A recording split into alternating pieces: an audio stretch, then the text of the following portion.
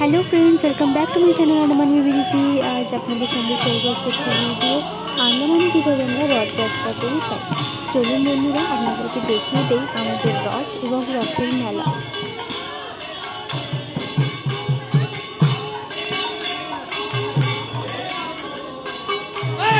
রথের মেলার ভিড় দেখে এবং বাইরে জিত করছে মেলায় রথের দড়ি টানার।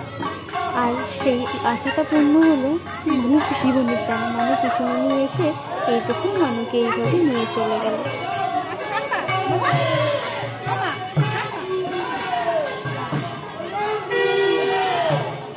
এই দেখুন আমাদের গ্রামের রথ, জগন্নাথ দেবের রথ। দেখুন এই ভিতরে ঠাকুরের মূর্তিটিও দেখা যাচ্ছে। রথটি ছোট হলেও আনন্দ উৎসব কিন্তু আর ছোট করে হয় না, সবার মনে খুশিটা ততটাই থাকে। রথ পারাপারের জন্য দেখুন গাড়িগুলো দাঁড়িয়ে রয়েছে।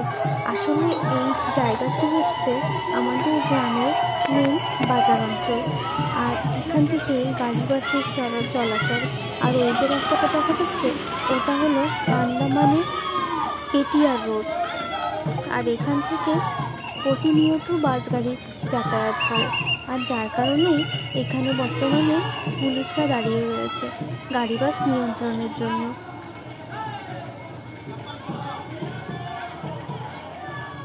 মানু বেরিয়ে পড়লো ওর পিসিমণির সঙ্গে রথের মেলায়, আর আমার কথা শুনলো না।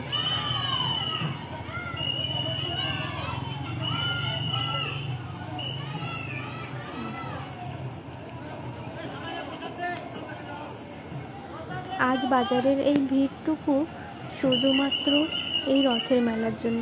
আর ওই রথ দাঁড়ালো ওখানে প্রসাদ বিতরণের জন্য।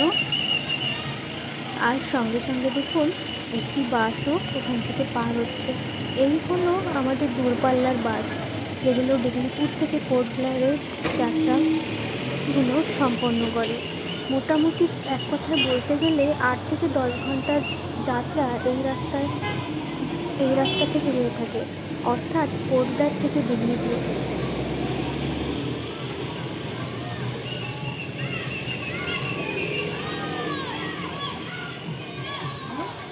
আর ওই রথ আবার এগিয়ে পড়লো, রথের দড়িতে টান পড়লো। বাচ্চা বড় সবার মনের আনন্দ দেখুন। তো ফ্রেন্ডস, আমাদের এখানকার রথযাত্রা কেমন লাগলো অবশ্যই কমেন্টে জানাবেন। Thank you for watching, thank you for being with us, bye by.